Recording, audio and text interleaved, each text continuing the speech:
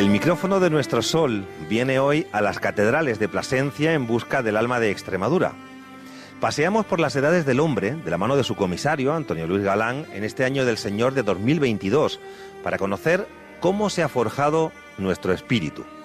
Para saber quiénes somos, por qué somos y por qué estamos aquí, por qué somos como somos, basta con mirar al pasado. Es que las características de Extremadura, el pasado de Extremadura es muy determinado y ha tenido una serie de elementos que han hecho que seamos como somos, ¿no? Y que Extremadura tuviera esa participación tan intensa en la globalización del mundo en los albores de la Edad Moderna.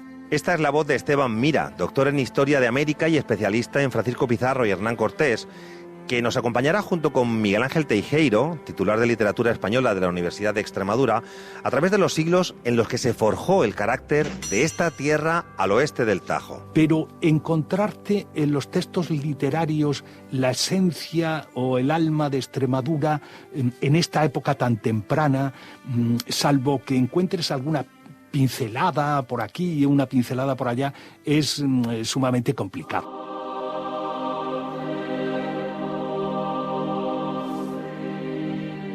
De esta forma, con un doctor en Historia, un experto en literatura y un teólogo, que también es el sacerdote que ejerce como comisario de esta hermosa exposición, abordamos tamaña empresa, la de conocernos mejor, saber quiénes hemos sido y cómo hemos llegado hasta aquí.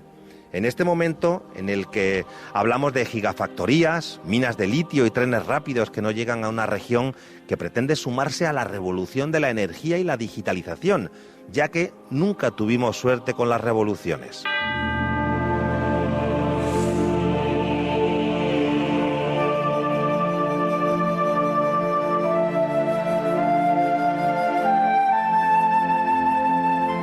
Por cierto, toda esta música que están escuchando pertenece a la banda sonora de la propia muestra, creada expresamente para la ocasión y que aquí en la catedral se puede escuchar permanentemente de fondo mientras se pasea por entre las distintas obras.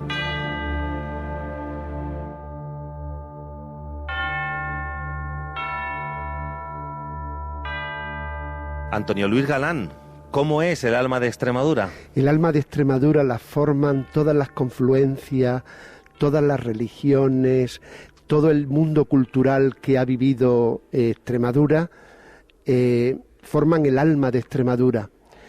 Y son elementos que nunca restan, sino que suman y hacen que hoy seamos lo que somos. Extremadura, los pueblos de Extremadura son femeninos y Extremadura nos hace a su imagen y semejanza. Por eso no es lo mismo el carácter de un pueblo que de otro, de una comunidad autónoma que de otra. Nuestra historia, todo lo que hemos vivido, toda nuestra cultura nos hace de la manera que somos. En la forja de este alma extremeña contribuyó claramente la aparición de América en nuestras vidas y según Esteban Mira, al otro lado del océano, encontramos un claro punto en común. Los vascos se aglutinaban en torno a la Virgen de Aranzazu, los andaluces en torno a la Virgen de la Consolación de Utrera y los extremeños en torno a la Virgen de Guadalupe, ¿no? Están en el Alto Perú, en Potosí, todos los extremeños vinculados a la Virgen de Guadalupe y forman como un lobby de poder, que es el extremeño, o sea que está perfectamente marcado. Eso es una cosa interesante. Puede que administrativamente Extremadura perteneciera a Castilla, pero el carácter del extremeño diferente del andaluz y diferente del castellano está muy marcado y en el continente americano se ve muy bien. Santa María de Guadalupe está en la base de todo y junto con ella otras advocaciones de la Virgen. Aquí tenemos la coronación del Greco, que han traído del Real Monasterio de Guadalupe, o cuadros como la Virgen sentada amamantando al Niño Jesús o la Anunciación, traídos ambos de Serradilla, entre otros, ¿no? Sí, efectivamente. Me gustaría destacar que cuando se hace el reparto del mundo, como se llama, a las bulas alejandrinas, entre Portugal y España, a las 370 millas, ya el Papa dice que no sean territorios de otro príncipe cristiano los que se descubran y que son para la evangelización. Esos territorios lo son para la evangelización. Isabel, los reyes católicos, Carlos V después con las leyes nuevas, la escuela de Salamanca van a dar forma a la evangelización en América, al respeto también de las personas de allá. Evidentemente, la Virgen de Guadalupe es nuestro ADN, es el ADN de Extremadura, que además está en el Estatuto Fundamental de Extremadura. Dos santos, la Virgen de Guadalupe y San Pedro de Alcántara, son como nuestro ADN. La vocación, la advocación de la Virgen han sido de ida para allá y de venida para acá. Nos hemos enriquecido las experiencias, las ambas orillas, con las experiencias de las distintas advocaciones. Bueno, Guadalupe está en la base de nuestro carácter, en esta tierra nómada, de paso, por donde todos transitan y, bueno, donde nadie se queda. Habrá pocos pueblos en el mundo tan mestizos como el extremeño, ¿no? Por aquí ha pasado todo el mundo, ¿no? Desde que hace 700.000 años llegaron varias oleadas de africanos, a la llegada, bueno, pues de celtas, celtíberos, iberos, tartesios, con yacimientos tan importantes como el de Turuñuelo o el de Canchorroano. Posteriormente, todas las hordas germánicas pasaron suevos, vándalos, alanos, visigodos. Bueno, después llegaron pues sirios, árabes, bereberes, judíos, o sea, ha sido un crisol de culturas. Las Edades del Hombre concreta este crisol con elementos de las tres grandes religiones. El puntero Yad para la lectura de la Torá del Museo de Cáceres, que aparecía en el convento de San Vicente Ferrer de Plasencia, los manuscritos árabes de hornachos y hasta un peón y una torre tallados en hueso. Bueno, predomina la católica aquí en la catedral, pero hay restos de las tres culturas, Antonio. Claro, mostrar el alma de Extremadura, tenemos que hablar de la romanización, de la cristianización posterior, pero evidentemente convivieron más o menos con libertad las tres culturas, la cristiana, la judía y la musulmana. Y eso también forma parte del ADN de Extremadura. Yo siempre digo que en Extremadura somos una mezcla atrevida de muchísimas religiones en este caso, pero también de muchísimos cauces y de muchísimas crisis, ¿no? Yo en mi apellido, el de mi madre, es Santa María. Por lo tanto, es una referencia clara al mundo judío que pervive hasta ahora y que además se está poniendo en valor en Plasencia eso, y me gusta muchísimo, porque es una herencia cultural también que hemos recibido de los judíos y de los musulmanes.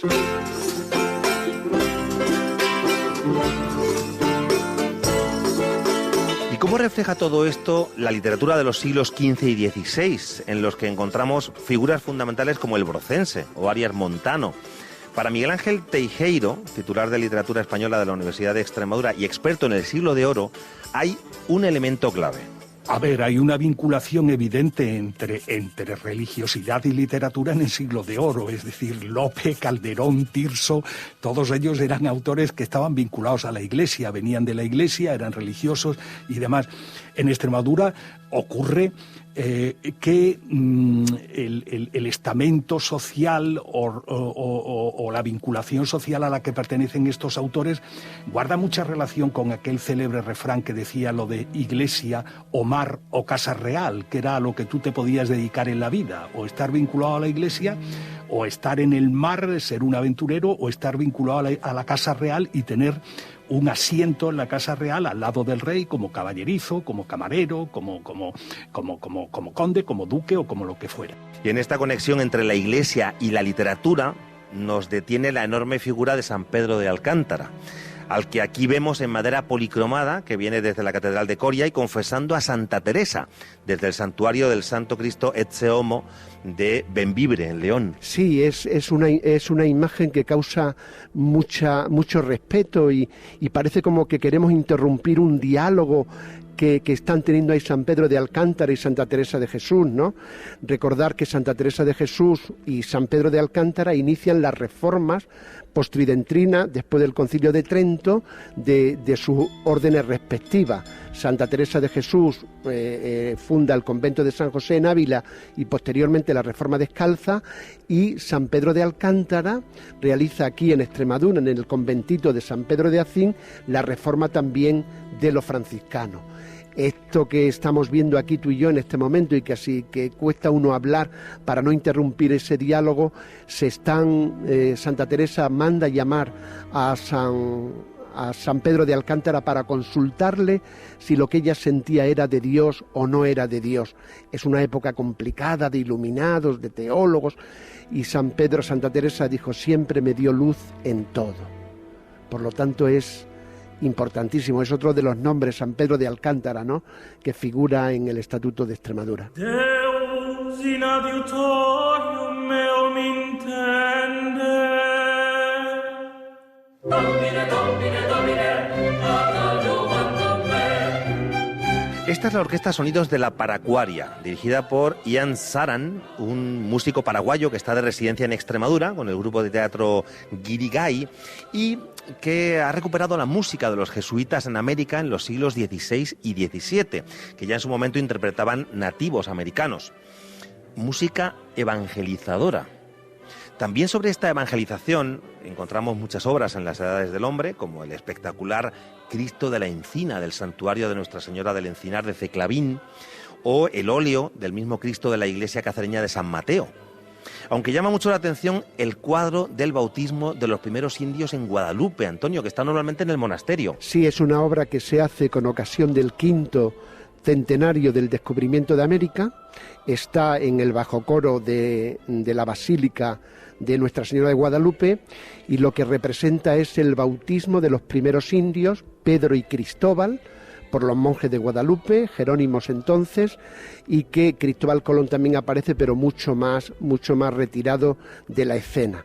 Pero hay una cosa ahí que es curiosa, y es la primera, la pila está perfectamente reflejada, porque además la utilizan de fuente en la Plaza de la Puebla, en la Plaza de Guadalupe. Y eso, que es un símbolo, es un patrimonio espiritual, habría que protegerlo un poco más de las inclemencias del tiempo.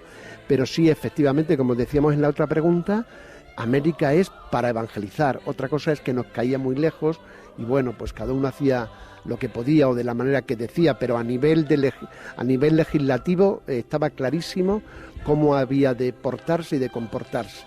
Las leyes nuevas de Carlos V pues te dicen que los indios no tienen que hacer determinados trabajos.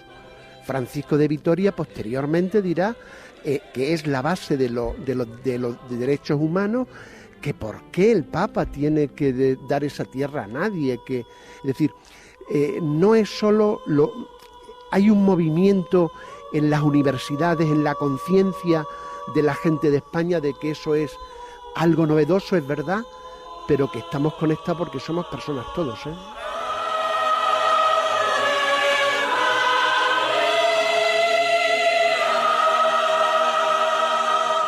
Así cantaba el Ave María el pueblo guaraní en la misión. Un Ave María que nos sirve para recapitular, porque hemos visto que la Extremadura, que nació tras la conquista de América, tiene una gran base religiosa, nómada y aventurera, por estar en una encrucijada de caminos, pero con un sello fuerte en su espíritu, según el americanista Esteban Mira. Pero el extremeño está claramente definido, totalmente diferente de lo que es un castellano o de lo que es un andaluz, desde la Baja Edad Media. O sea, en América es muy curioso porque los extremeños se distinguen perfectamente de cualquier otro grupo. Con Nicolás d'Obando, que era de Brozas, había un grupo grande de extremeños que le llamaban los garrobillas, y eran los garrobillas, los extremeños, que no tenían nada que ver ni con los andaluces ni con los castellanos. Extremeños aventureros que dejaron sus casas y sus familias para buscar fortuna, que en muchos casos la encontraron. Gente de tierra adentro que conquistó el mar con navíos como la nao San Pedro, la primera embarcación que recorrió el Océano Pacífico de oeste a este, y que podemos ver aquí construida a escala. De todo esto venimos, Antonio Luis, con figuras destacadas como la de Carlos V o Francisco Pizarro, cuyos bustos habéis reunido, y con un capítulo especial dedicado al tránsito espiritual. Porque si en Extremadura hablamos de cruce de caminos, en lo religioso también transitamos hacia Dios, al que encontramos en obras como La Última Cena, de la iglesia de San Juan Bautista, de Herrera del Duque, o La Huida a Egipto, de la iglesia de Santa María de la Consolación, de Garrovillas de Alconeta. Sí, son piezas evidentemente, y estamos en esta sala, ¿no?, que está dedicada a Morales y que está donde están las obras que han mencionado, ¿no? Esto es el alma de Extremadura. Es decir, Morales, para hacer estos Cristos, miraba a la gente, porque no se lo podía inventar. La expresión de los Cristos, de las imágenes, son de la gente de su tiempo. Recuerdo siempre la anécdota de ese programa de Antonio Gala, Si las piedras hablasen, cuando está intentando esculpir el dolor en la piedad por la muerte de Cristo, pues según ese programa le dice a la mujer que le ha engañado con otro. y es el dolor que se refleja en su rostro, y dice, esto es lo que quería. Es decir, cuando Morales pinta, está pintando el sentimiento de los extremeños, está pintando el sentir de los extremeños, Morales u otros pintores, pero como estamos en esta sala, me parece que habría que decirlo, eso, ¿no? El pintor pinta lo que ve, y lo que ve es el alma de Extremadura, es Extremadura en sus mejores, en su forma de ser. No es lo mismo expresar el dolor en Castilla que expresarlo en Andalucía, es completamente distinto. Nosotros es un dolor mucho más contenido, es un dolor profundo, es un dolor que se nos muere el alma, pero el rostro lo expresa para poder comunicarlo, como hace Morales. Bueno, hemos hablado de una pequeña parte de lo incluido aquí, en las Edades del Hombre. Por el camino hemos dejado muchas obras que hay que venir a ver, porque no nos cabían todas en este ratito de radio, ¿no? Evidentemente, sí, no cabían todas, pero la exposición son 180 obras. Cuando al principio me preguntaban, ¿y qué se va a mostrar? Yo decía, Extremadura, lo que tenemos en Extremadura. Tenemos los Morales tenemos los Morales, evidentemente, tenemos los Grecos de Talaverilla, tenemos los Zurbaranes del monasterio de Guadalupe, tenemos de todos los pueblos de Extremadura, de museos que nos han dejado para expresar justamente eso, el alma de Extremadura, el vernos reflejados, el contar nuestra historia, de dónde venimos y a dónde vamos, ¿no? Para no perdernos. Y lo que estamos explicando aquí, con piezas que ya digo han venido también de fuera de Extremadura, pero el 80%, el 70% son de Extremadura y expresan el sentir, nuestra historia, expresan nuestra forma de ser. Creo que lo dije al principio, Extremadura es una mujer y las mujeres son madres y nos hacen a su imagen y semejanza, y no podemos ser de otra manera que de donde hemos nacido, ¿eh? Antonio Luis Galán, muchísimas gracias. Gracias a ti, Antonio, un placer siempre.